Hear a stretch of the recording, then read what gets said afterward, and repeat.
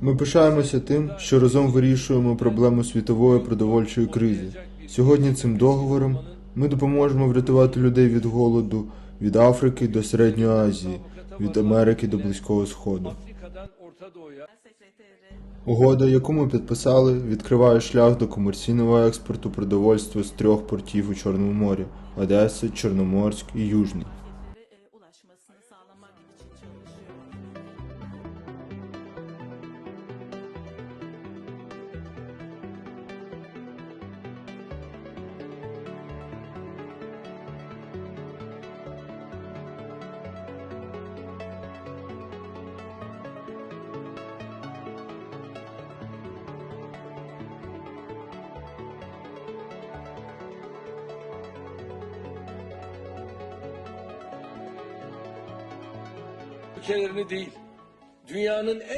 Ось уже 5 місяців ми є свідками цієї війни. Я вірю, що ця війна закінчиться і вбивства безвинних людей припиняться. Доки в регіоні знову не буде встановлений світ, Туреччина докладатиме усіх зусиль для цього.